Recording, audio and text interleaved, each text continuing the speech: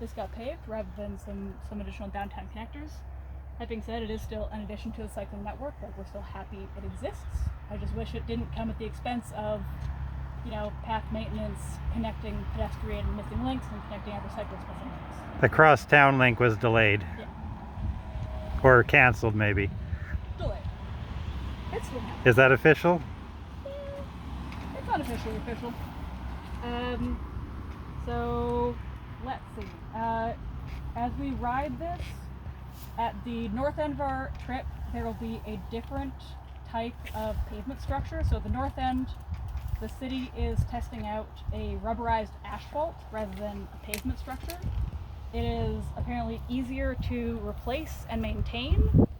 So, that bodes well, but they're looking for feedback on it. So if it's actually if it feels worse to ride on, or if it divots more easily and can catch a wheel, or could be an accessibility issue for someone in a mobility device, we want to know about those things. Not as level.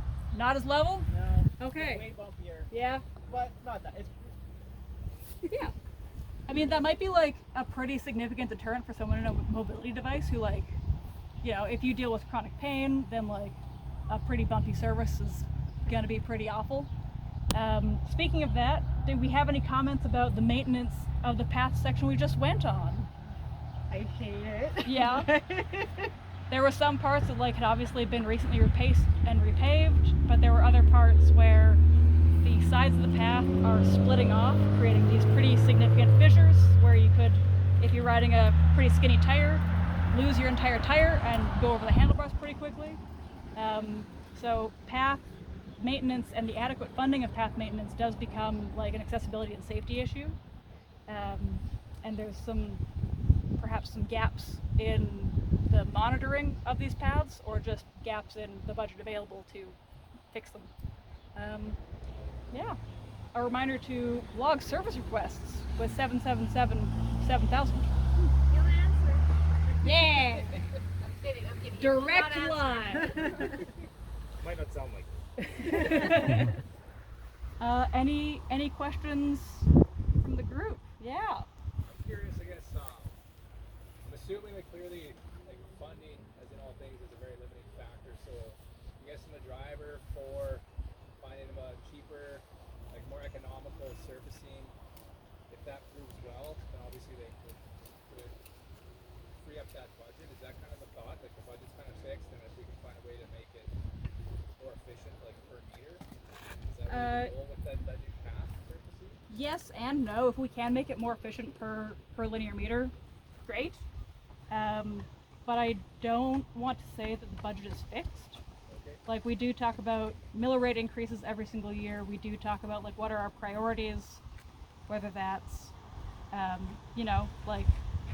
we deciding to expand a roadway from 2 lanes to 4 lanes, or are we spending that money on a bike lane project that could increase the existing capacity of a roadway? If we have more people cycling on bike lanes, that frees up space on the road for people to drive. Right, take cars off the road. Yeah. You can suggest that perhaps as an offset. Yeah.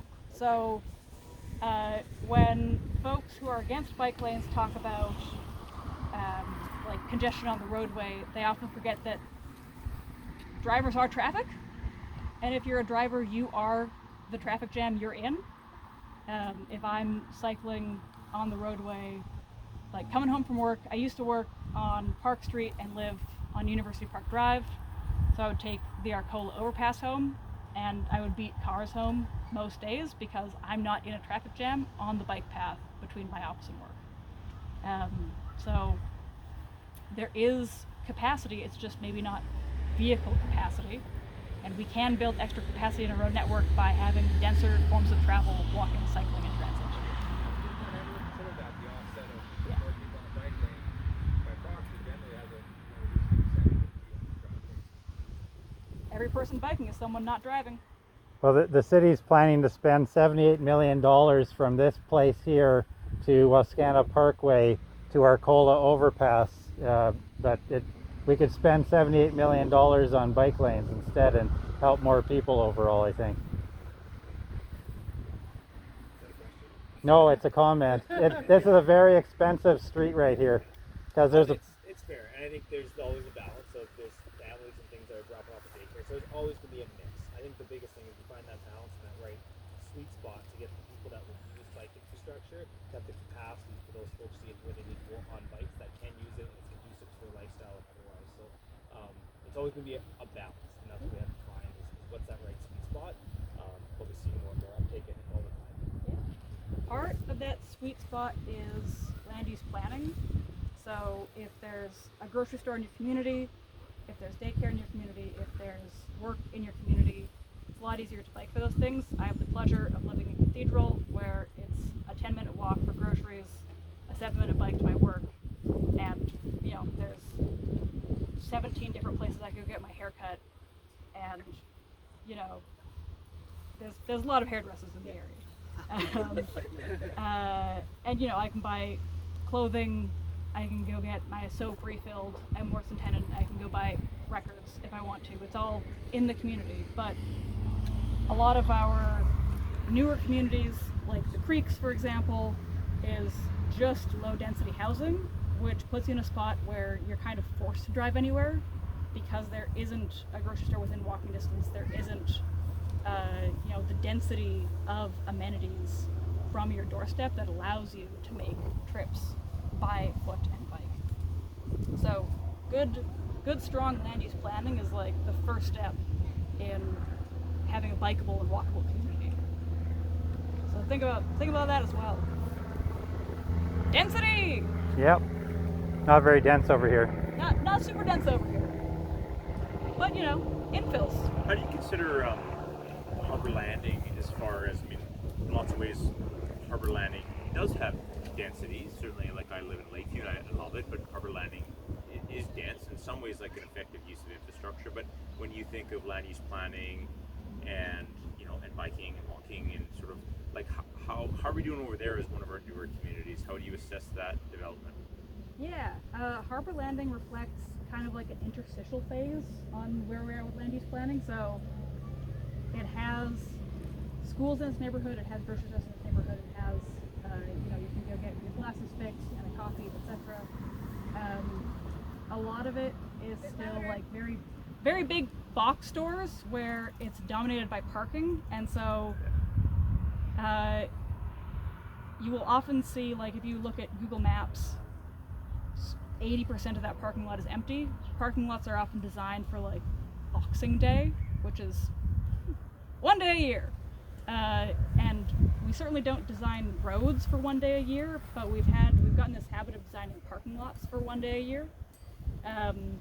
Most cities have gotten rid of or are getting rid of their parking minimums, which say like for 1,000 square foot of building, you need X number of parking stalls at a minimum. Most cities have gotten rid of that for some form of commercial development or residential development, or all of them. I think Regina has. We did just last year, Yeah. finally. Finally. But those parking minimums resulted in, like, if I wanted to build a new office tower downtown that would have 100 people in it, I would have to have 100 plus parking spots. And on my tiny lot, that would mean like 90% of that lot would be parking lot, or I could triple the cost of my building and build underground parking. So there's a really interesting relationship between how much parking we have on a space and how much buildings we can have on a space, and then how much taxable revenue comes off of that. So if 90% of your land is parking lot, that means that 90% of that land isn't buildings generating revenue and generating property tax back to the city. So it is kind of like a lost investment in our city's land by having it empty for parking. How much property tax does this stretch generate for us? Maybe roughly zero, or probably zero? I don't know the mill rates and the property rates for this. But I can, if anyone's interested, there's a video by Not Just Bikes, a YouTuber who actually documents the relationship between parking and the actual building mass, the walkability of a community, and the taxable revenue seen back to a community. They mapped a couple cities throughout the United States on like how much money each of these neighborhoods generates for the city versus the money that needs to take for like your water and your sewer and your other linear infrastructure to actually service those. So like you see places like Harbor Landing that have the mixed use aspect to it of both commercial, office, and residential are generating a lot more property tax for the city than something that's just low density housing. And there are obviously like even more dense locations than Harbor Landing. Like Harbor Landing, I would say like Cathedral is maybe one of the most dense. There's not a lot of parking lots in Cathedral, so a lot of that space is actually generating property tax as businesses. The other part of that is if 90% of your space is a parking lot, that means as a pedestrian, I have to walk a lot further to get my groceries and my haircut and then my nails done and then get my taxes done. I have to walk a kilometer to get all those things. In Cathedral, I can walk like a block each between those. So coming back to density, having all those resources close by really, really does impact just how much time we're spending walking versus driving out of necessity. Maybe one last question. I know we want to get Mike in real quick. Curious if the density also is positive for the businesses. I imagine if it's quite walkable, quite close, you get a lot more people coming in, coming out. Yeah. Whereas a lot of times you see these big box stores, big empty parking lots, they're up for a couple of years and then they're gone and they're empty. Yeah. They're not super accessible, right? They're not getting that clientele. Something I like to think about is when a business is upset that they might lose a parking stall in front of their business for a bike lane, for example, or for a transit stop, or for any other reason. Cars don't go window shopping, people go window shopping. And if I'm walking by your business and I see something I like in your window, I can easily stop in and do a little shopping in your business. If I'm driving, I might go, I keep forgetting to go in there, and then I will forget to go in there again.